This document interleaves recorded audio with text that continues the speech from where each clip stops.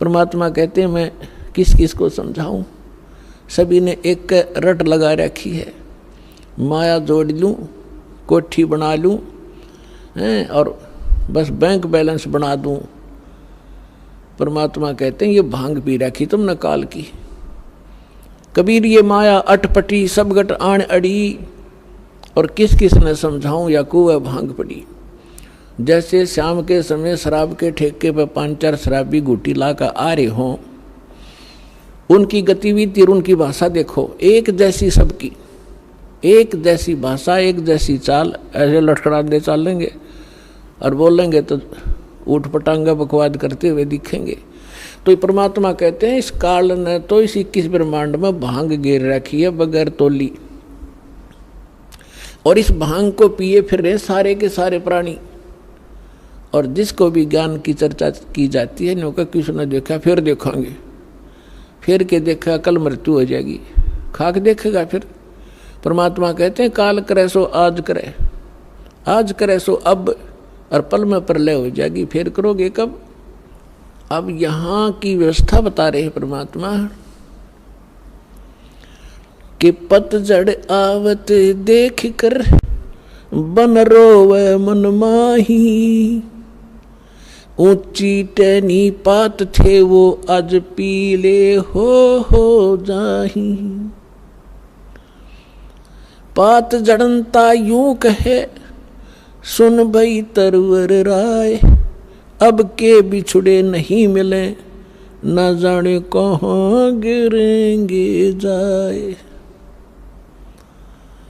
तरवर कहता पात से सुनो पात एक बात, यहाँ की याहे रीति है एक आवत एक जात। पुण्यात्माओं परमात्मा ने ना जाने कितने उदाहरण दे दे कर हमारी यह भांग उतारनी चाहिए। अब क्या प्रमाण देते हैं कि जैसे पतझड़ के दौरान सभी वृक्षों के पत्ते पीले होकर झड़ना शुरू हो जाते हैं और सभी गिर जाते हैं, और तुरंत ही कोपल फूट आती हैं, और 10, 15, 20 दिन में वो फिर पत्ते बनकर 1 वर्ष वो फड़ करके मस्ती मार लेते हैं, और फिर बीच में भी आंधी तूफान से टूट जाते हैं, और समय आने पर तो सब ने गिरना ही गिरना है। तो यहाँ परमात्मा याद दिलाते हैं कि पतझड़ आवत देख के जब प्रलय होगी सभी विनाश में आएंगे। तो यहाँ बता रहे हैं पतझड़ आवत देख के बन रोवे मन माही, ये ऊंची टहनी पात थे आज पीले हो जाही। अब जैसे हम बूढ़े हो गए, हमारे सफ़ेद बाल हो गए, सफ़ेद बाल हो गए तो ये समझ लो टिकट कटन वाली है, कट जायु कर दे। तो इसलिए ये प्रमाणित हो गया है कि अब अपनी तैयारी पकड़, भक्ति कर। फिर क्या बताते हैं कि पात झड़नता यूं कहे सुन भई तरवर राय। अब जैसे कोई बड़े पूरे परिवार में कोई सदस्य बीमार हो जाता है, रोगी हो गया, असाध्य रोग हो गया, और डॉक्टर ने बता दिया 10 दिन का मेहमान है या 1 महीने का मेहमान है, उस समय उसकी क्या स्थिति होती है। रिलेटिव आकर इकट्ठे होने लग जाते हैं, परिवार के सदस्य भी आसपास बैठ जाते हैं। तब वो खुद सोचता है कि अब के बनेगी, मेरे साथ कहाँ जाऊंगा। तो यहाँ उदाहरण दे रहे परमात्मा के पात जड़नता यूं कहे सुन भई तरवर राय। हे वृक्ष, यानी वृक्ष समझो एक परिवार, एक पत्ता टूट कर जा रहा है वो सदस्य परिवार का, और वो खुद कह रहा है कि ना जाने कहाँ गिरेंगे जाए, अब के बिछड़े फिर नहीं मिलेंगे, ना जाने कहाँ गिरेंगे जाए। तो फिर जो कुल के लोग बैठे होते हैं वो एक सांत्वना दिलाते हैं, और क्या कहते हैं भाई यहाँ तो सब ने ही मरना है, ना कोई रहा, 2 दिन आगे पीछे भी ये तो सब ने ही जाना है, परमात्मा का विधान है, चिंता ना कर, जो होनी थी होगी। बस इतना संतोष देकर हम उसका दिल डांटते हैं। ऐसे ही उदाहरण दे रहे परमात्मा कि वृक्ष कह रहा है, वो तरवर कह रहा है, तरवर कहता पात से सुनो पात एक बात, यहाँ की याहे रीति है एक आवत एक जात।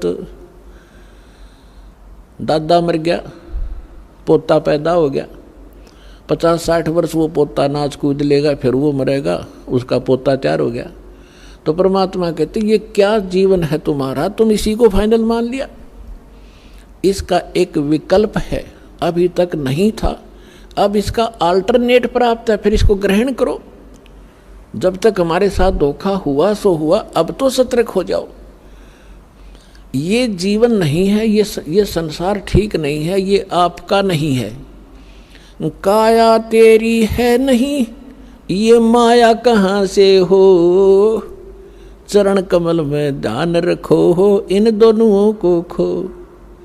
जब तेरा शरीर तेरा नहीं, मूर्ख तो कोठी और बंगलो नारी बैंक बैलेंस ना अपना क्यों करमान बैठा, यह बुद्धि कहाँ भ्रष्ट हुई तेरी। जब काया तेरी है नहीं, ये माया कहाँ से हो, चरण कमल में ध्यान रखो, भगवान की भक्ति करते रहो। तेरे पास माया है, इसको सदुपयोग कर, इसका अहम मत बना, इसमें ममता मत रख, या तेरी नहीं है। ऐसे समझ ले जैसे होटल में जाकर रेस्टोरेंट में कोई सेठ व्यक्ति रह रहा है, वहाँ की कुर्सी मेज पलंग टीवी सारा कुछ उपलब्ध है, आपको एसी लगा है, कूलर लगे हैं, पंखे लगे हैं, ट्यूब हैं, आप उनको प्रयोग कर रहे हैं, करते रहो, क्योंकि आपका जो रेंट लग रहा है, किराया चलते समय आपका नहीं है। वो कहते उन कुर्सियां ना अपने समझ बैठे और उस टीवी ने ठा के चालन दे, कोई नहीं जान देगा वहां से। तो ऐसे ही संसार में रहिएगा आप एक होटल की तरह, जैसे होटल में आप रह रहे उसी सुविधा आपको प्राप्त है, लेकिन जो मूल उद्देश्य है आपका उस होटल में रहने का, वो मत भूलिए। होटल में कौन जाता है, रेस्टोरेंट में जैसे व्यापारी लोग गए दूर देश में जाकर, वहाँ होटल में धर्मशाला में कमरा किराए पर ले लिया, वो उद्देश्य क्या उनका जाने का, क्या उन कुर्सी मेज पलंगों पर लेटा रहने का थोड़ा ही है। उसका उद्देश्य है कि मैं बिजनेस करूं, अच्छा सौदा खरीदूं और बेचूं और धनी होकर के लाभ प्राप्त करके मैं धनी बनकर वापस लौटूं। तो जो सेठ साहूकार जो पूंजी लेकर गया था, उस पूंजी से उसने सौदा किया और दुगने तिगने चुगने करके अपने घर पे आ गया, तो साहूकार कलाया। और उसका दूसरा साथी उतने पैसे पूंजी लेकर गया था, वो सारा दिन मस्ती मारता रहा, घुटी छुटी लावर सो जावे, और उन सारे सोफे और पलंग को अपना मान बैठा हो नशे में। जब उसकी पूंजी नष्ट हुई, जो ले गया था सौदा करने के लिए,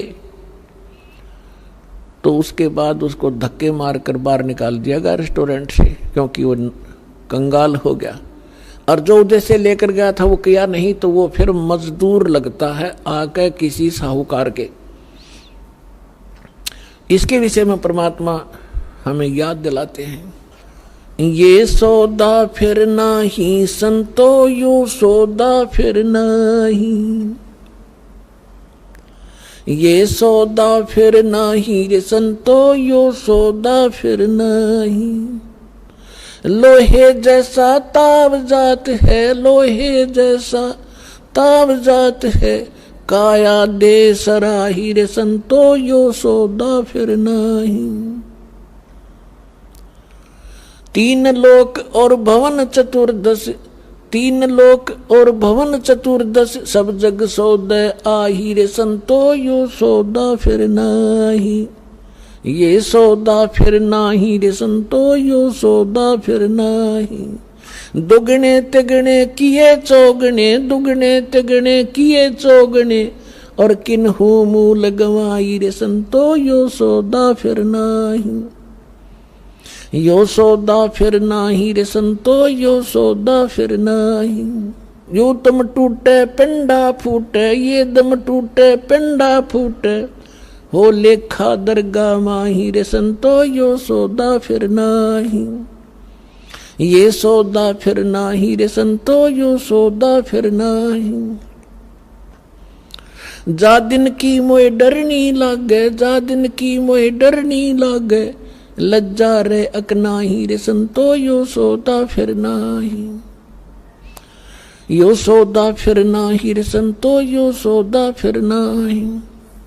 फिर बताते हैं कि कुल परिवार तेरा सकल कबीला, पुर कुल परिवार तेरा सकल कबीला, मसलत एक ठराही रे संतो, यो सौदा फिर नाही।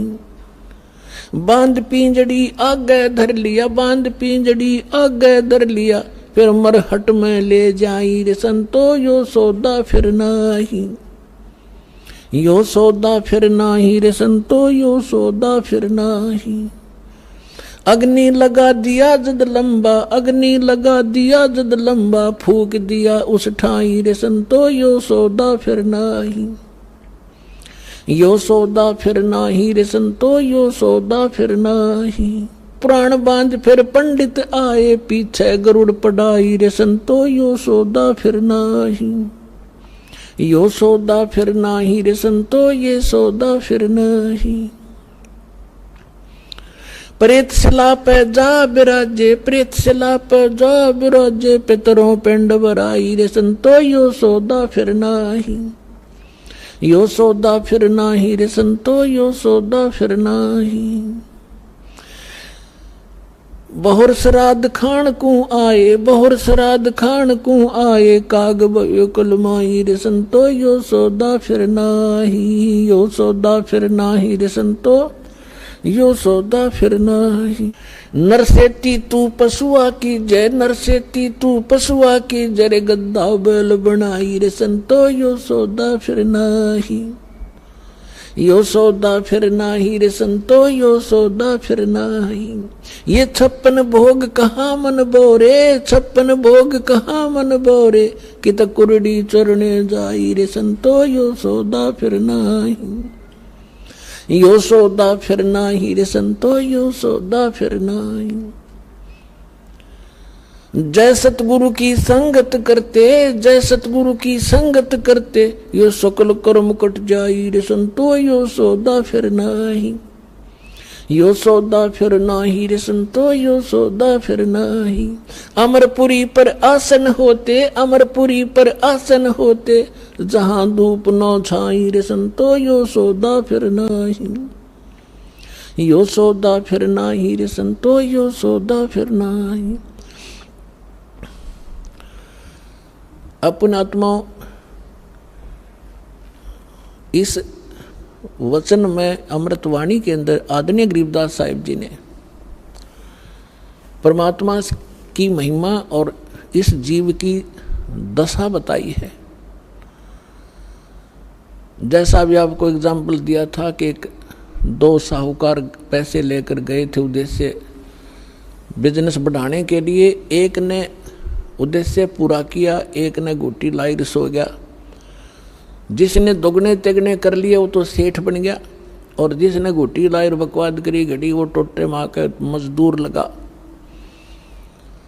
तो यहाँ बताते हैं कि लोहे जैसा ताव जात है, ये काया दे सराही। अब जैसे कारीगर होता है, लोहे को गर्म करता है ऐरण में, उसको खूब गर्म कर देता है, और उस गर्म रहते ही उसके ऊपर वो चोट लगाता है या किसी मोल्ड में डाल देता है, तो जिस उद्देश्य के लिए वो गर्म किया था तो वो सफलता प्राप्त कर लेता। जब गर्मा गर्म पर कर गया था, और जब वो जरा सा ठंडा हो गया, फिर चाहे सारे गन्ने झाड़ ले, वह चीज नहीं बनेगी, बांगा टेढ़ा हो जाएगा। तो यहाँ बताते हैं कि लोहे जैसा ताव जात है, ये मनुष्य जीवन आपका है। जब तक ये मनुष्य जीवन है आपका लोहा गर्म है, और इस गर्म लोहे पर ये चोट लागी राम नाम की सत्संग की, तो आपका उद्देश्य पूरा हो जाएगा जिसके लिए मनुष्य शरीर मिला था। और ये हो गया ठंडा, इसको देंगे फूक, फिर बनेगा गदा। या सुंदर शरीर रहा नहीं, बांगा टेढ़ा मुंह हो गया, कोई गधे का, कोई बंदर का, कोई कुत्ते का, कोई धूम लगाए फिर रहे होंगे हम। तो इन कष्टों को याद दिलाया जाता है, इसके साथ साथ इसका एक समाधान भी इसमें बताया जाएगा। क्या बताते हैं? 3 लोक और भवन 14, ये 14 लोक और 3 लोक 14 भवन के सब अपना वर्क डन किया हुआ प्राप्त कर रहे हैं। सब सौदे के लिए ही ये आते हैं, यहाँ पर सौदा करके जाते हैं। जो जैसा कर्म करता है वैसा ही फल इनको यह मिल जाता है। 3 लोक और भवन 14 सब जग सौदे आही, और दोगुने तिगुने करे चौगुने किन्हु मूल गवाई। ये मनुष्य जीवन के श्वास आपकी मूल धन है, ये मूल पूंजी है। जो अच्छी आत्माएं हैं, जो सत्संग में आते हैं, उनको परम संत मिल जाते हैं, शास्त्र उनको साधना प्राप्त हो जाती है, और मर्यादा में रहकर अपने उद्देश्य को ना भूलकर आजीवन भक्ति करते हैं, तो वो दुगने तिगुने चौगुने कर लेते हैं इस मूल धन के। और जो केवल सारा दिन राजनीति में गुटी सुटी लाई ताश खेले बकवाद घड़ी पेट भरने के लिए धंधे में लागे रहे, बस उसी को फाइनल मान लिया, तो कहते उन्होंने मूल गंवा दिया, वो मूल धन नष्ट कर दिया, मनुष्य जीवन को बर्बाद कर दिया। उसके बाद फिर क्या होगा? कहते हैं ये दम टूटे श्वास खत्म होंगे, ये शरीर नष्ट हो जाएगा, समाप्त होगा। फिर जीवात्मा तो ऊपर ले जाएंगे पकड़ कर यम के दूत, और पीछे से ये नकली धर्मगुरु हमारे इसकी क्रियाक्रम पर ला देंगे हमने, और वहाँ उसकी दुर्गति हो रही होगी ऊपर, या हम क्रियाक्रम करके उसकी गति की चिंता कर रहे होते। क्या बताते हैं कि उस दरगाह में मार पड़ेगी, यम पकड़ेंगे बाही। जिन्होंने परम संत सतगुरु रूप में प्राप्त नहीं हुए, सत्साधना नहीं की, उनको यम के दूत पकड़ कर ले जाते हैं, और जिनको संत मिल गए सत्साधना कर रहे हैं, उनको यम के दूत नहीं ले जाते, उनको जहाज में बिठाकर भगवान ले जाता है। कबीर साहब कहते हैं आए हैं सो जावेंगे ये राजा रंग फकीरे, एक सिंहासन चढ़ चले एक जूड़े जात जंजीरे। आने और जाने में बहुत अंतर रहेगा। कबीर साहब कहते हैं जो जन्मे हैं वो मृत्यु तो होगी। आए हैं सो जावेंगे राजा रंग फकीर, लेकिन राजा रंग जो भक्ति नहीं करते और फकीर साधक जो संत कर भक्ति करता है, उनके जाने में बहुत अंतर होगा। एक तो सिंहासन चढ़ चले विमान में बैठ कर जाएंगे, और एक बांध के ले जाएंगे जिनको यम के दूत, तो बहुत अंतर हो गया।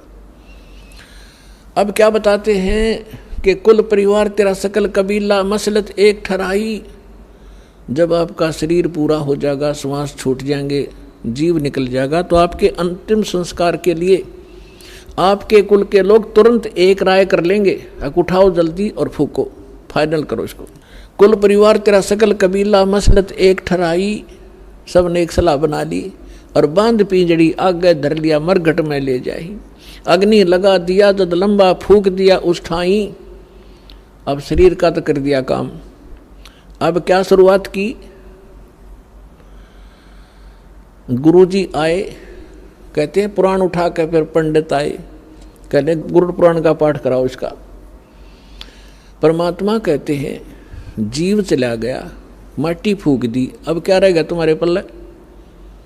अब गुरुड़ पुराण का पाठ कराते हो, उसको कौन सुनेगा? थारे गुरुड़ पुराण ने। और क्या लिखा उस गुरुड़ पुराण के अंदर? गुरुड़ पुराण को अगर पढ़ाना था तो उसके जीते जी पढ़ाना चाहिए था। जैसे गुरुड़ पुराण के अंदर लिखा हुआ है कि जब ये प्राणी शरीर छोड़कर जाता है और जिसने भक्ति नहीं की होती, दान धर्म नहीं कर रखा है, यम के दूत पकड़ कर ले जाते हैं, और आगे फिर उसको भंडारे चल रहे होते हैं, और उसको नंगे पैरों घसीट कर ले जाते हैं।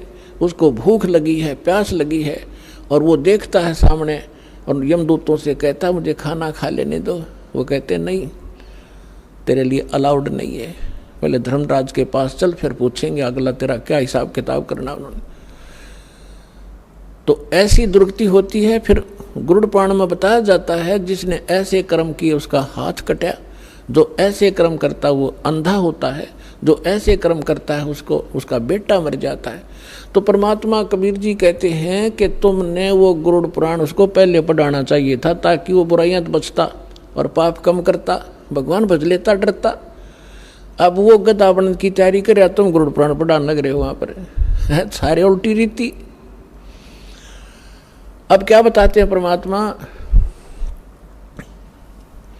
कि प्रेत सला पर जा विराजे पितरों पिंड भराई और बोर श्राद्ध खान को आई फिर काग भय कलमाई। अपनात्माओं, इन हमारे धर्म गुरुओं ने हमारे को सारी उल्टी पढ़ाई पढ़ा रखी है, जो कति हमारे भट्ठा बठान की। इन्होंने सदग्रंथ भी ढंग से नहीं समझे। अब देखो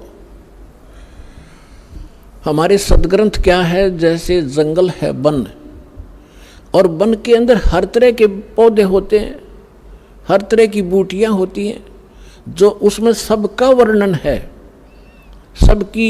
जैसे कोई औषधियों की बुक है, उसमें प्रत्येक बूटी का डिफाइन कर रखा है, ये इसका ऐसा रंग है, ऐसे पत्ते हैं, इतनी हाइट होती है उसको, वो और काम किस में आती है वो भी लिखा होता है। तो उसमें ऐसी जड़ी बूटियाँ भी होती हैं जो हानिकारक भी होती हैं। तो इन्होंने हानिकारक सेलेक्ट कर रखी है इन ग्रंथों से, और इनमें और भी वर्णन कर रखा है कि ऐसा करने से सारा काम निमट जाएगा। वो उन्होंने हमारे को नहीं दिया, और वो अब हम ये दास देने जा रहा है आपको, पूरे समाज को। ये ग्रहण करो, जो शास्त्र अनुकूल साधना है, तुम्हारा भविष्य ठीक होगा। और यहाँ से जब जाओगे परमात्मा के विमान में बैठ कर जाओगे, ऐसी साधना दास आपको बता रहा है। अब जो प्रसंग चल रहा है कि कहते हैं अब यो आसौज का महीना आ गया। इस आसौज के महीने में इन्होंने 16 दिन सेलेक्ट कर रखे। 16 दिन सेलेक्ट कर लिए, मौस से लेकर पूर्णमासी तक। अमावस्या भी साथ ले लेंगे और पूर्णमासी। इन दिनों में तो इन्होंने ऐसे बना रखे महीने कि इन्हीं दिनों में कोई आठम ने, कोई छठने, कोई सातम और दूजने, पहले प्रथम ने, कोई ना कोई किसी तिथि को तो मरेगा, किसी महीने मरो। वो सिलेक्ट कर लेते हैं कि तेरा पिता आठम न मरा था, तो आसौज लागते ही आठम ने तना अपने पिता का श्राद्ध करना पड़ेगा। क्यों करना पड़ेगा? कि वो स्वर्ग में भूखा बैठा है। सारा भले आदमियों, वो स्वर्ग भी किसने बना दिया जिसमें पानी मिलता ना रोटी मिलती, नो कहो नरक में जा लिया। अब यहाँ क्या बताना चाहते हैं कबीर साहब ने हमें हर तरह से समझाया है। रे भोली सी दुनिया सतगुरु बेन कैसे सरिया, रे भोली सी दुनिया सतगुरु बेन कैसे सरिया। अपने लला के बाल उतरवावे देख के चीना लग जइया। अपने लला के बाल उतरवावे देख के चीना लग जइया। एक बकरी का बच्चा लेके उसका गला कटैया, रे भोली सी दुनिया सतगुरु बेन कैसे सरिया, रे भोली सी दुनिया। अब सतगुरु बिना ये निर्णय कौन करे तुम्हारे को? बुढ़िया लेकर जाओगी गुड़गम माड़ी पे अपने पुत्र वधू नर पोते ने। वहाँ एक नाई बैठा होता है और हमारे गलत धारणा पैदा कर रखी है कि ये पहले बाल वहाँ कटवाओ अपने इष्ट दाम पे, और वो नाई जब बार 5 रुपया में बाल कटते होंगे ना, वो 20 मांगेगा, क्योंकि उसने पता है मजबूरी में यहाँ पे देंगे। सबको जल्दी होती है। तो बुढ़िया कहेगी नाई के ने ले बे नाई के मेरे पोते के बाल तार दे, माता का चढ़ाऊंगी। अब वो नाई लागे पिनान कैची ने जल्दी क्यों ना घने काटने हो ना उस दिन तक। तो बुढ़िया ने कहेगी रे ध्यान दे काचा सिर से मेरे लला का, कहते कैची लाग जाए बेटा दर्द होगा इसके। अब परमात्मा कहते हैं अपने लला के बाल उतरवावे देख कैची ना लग जइया। एक बकरी का बच्चा लेके उसका गला कटैया, रे भोली सी दुनिया। एक बकरी का बच्चा लेकर बलि चढ़वा दिया, वो किसी का बालक ही नहीं था। अब पुण्यात्माओं, अब बच्चे नहीं हो आप, बुद्धिमान समाज है, सदग्रंथ हमारे पास हैं। इस तराजू से तोल के देखियो तत्व ज्ञान से और पुरानी साधनाओं को। अब वो क्या करेगी माई, नाई के ने काट दिए बाल किते दे दिए उसके हाथ में, ले बुढ़िया जाकर चढ़ाओगी मंदिर में। मंदिर में बैठा पुजारी उसने उठा होगा और कट्टे में ठोक देगा, और सांझ ने उस बोरी ने कुर्डियाँ पे फेंक देगा बाड़ा ने, और गुना बैंक में जमा करा होगा वो, उसने बाहर ही फेंकने हैं, आप कटवा के कितना डालो, इसमें कोई बात हुई है? तो ये हमारे को डर पैदा कर रखा था, कहते देवी रूठ जा, तुम्हारा ईश रुष्ट हो जा। अब क्या बताते हैं परमात्मा, अरे भोली सी दुनिया सतगुरु बिन कैसे सरिया, रे भोली सी दुनिया सतगुरु बिन कैसे सरिया। फिर क्या बताते हैं भाई, कच्चा पक्का भोजन बना के माता धोकने गैया, कच्चा पक्का भोजन बना के माता धोकने गैया, उस माता ऊपर कुत्ता मुते वो क्यों ना मर गैया, रे भोली सी दुनिया सतगुरु बिन कैसे सरिया।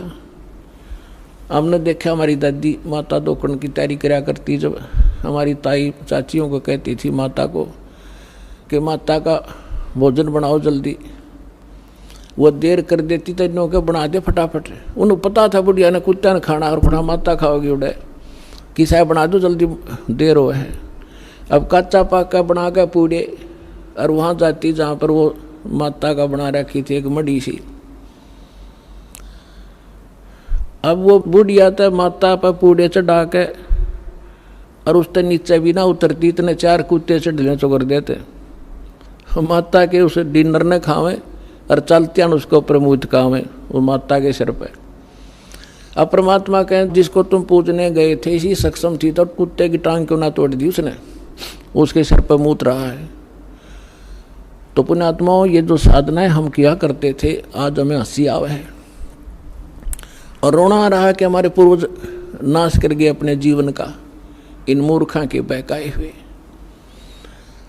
अब क्या बताते हैं परमात्मा, अब देखो हमारा कोई परिवार का सदस्य मृत्यु को प्राप्त हो जाता है तो सबसे पहले वो क्या करते हैं कि इसके फूल उठाओ, क्या करोगे, गंगा में डाल के आएंगे, किस लिए, गति हो जाएगी इसकी, गति कराएंगे। अच्छा उठा लिए, गंगा में डाल आए, फिर कहा कि इसकी 13वीं करो, 13वीं किस लिए कि गति करावांगे। अच्छा 13वीं कर दी, फिर महीना करो, पहले तो बड़ा सांका था, एक साल तक प्रत्येक महीने गति कराया करते और 1 साल में फिर न्यारी गति कराया करते, कदे 6 माहिर फिर साल के अंदर वर्षोदी, ये सारा कुछ कर दिया। फिर कहने लगे श्राद्ध शुरू करो, किस लिए कि उसकी गति करावेंगे, फिर पिंड भरुआ काओ, किस लिए कि गति करावाएंगे। परमात्मा कहते हैं कहाँ छोड़ दिए लाके। अब क्या बताते हैं, जैसे श्राद्ध बावेंगे, हमने सब ने पता, अपने भी पता, हमने भी खूब ये डले डो रखे हैं। पंडित जी आवेगा, भोजन बनावेगा और फिर सबसे पहले कहेगा छत पर रख दो, किस लिए कि हो सके तुम्हारा बाप कौवा बन गया हो और कौवे ने भोग ला दिया, समझ लो भोग लग गया तुम्हारे पिता को। क्यों कौवा बना हुआ है बता, लागे थे गति करान, कौवा बना के छोड़ दिया और थरा के जो भैया। रे भोली सी दुनिया सतगुरु बिन कैसे सरिया, रे भोली सी दुनिया सतगुरु बिन कैसे सरिया। अरे भोली सी दुनिया सतगुरु बिन कैसे सरिया। फिर बताते हैं, जीवित बाप गेल लट्ठम लट्ठा और मुए गंग पुचैया, जीवित बाप गेल लट्ठम लट्ठा मुए गंग पुचैया, जब आवे आसौज का महीना वो कौवा बाप बनैया, रे भोली सी दुनिया सतगुरु बिन कैसे सरिया, रे भोली सी दुनिया सतगुरु बिन कैसे सरिया।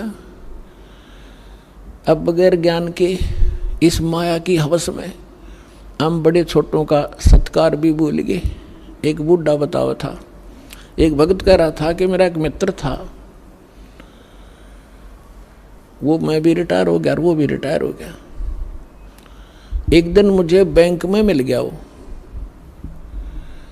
बैंक में से उसने 8-10 हज़ार रुपये मिले पेंशन के, और उसके साथ मैंने उसको राम रमी करी। उसकी पुत्र वधू साथ थी। वह बोली ला दादा ये पीछे मैंने दे दे, खो देगा कि तरह हम लकड़ी जाएंगे तेरे पे। वो 10 के 10 हज़ार बूढ़े तीन दे दिए। और ने बोले हम जाओ बाजार में कोई सामान ले आवेंगे, उस तीन दे दिए 10 रुपये, रिक्शा में बैठ के घर चला जाइए। अब वो कहने लगा भाई या कौन थी? बोला छोरे की बहू थी। और बोला ठीक से, बोला खाक ठीक सू, आए मैंने पैसे दिए ले ले, मैं चाह न भी तरसूँ, सारा दिन इनके मुंह तरफ देखता हूँ, ईसा ठीक सू मैं।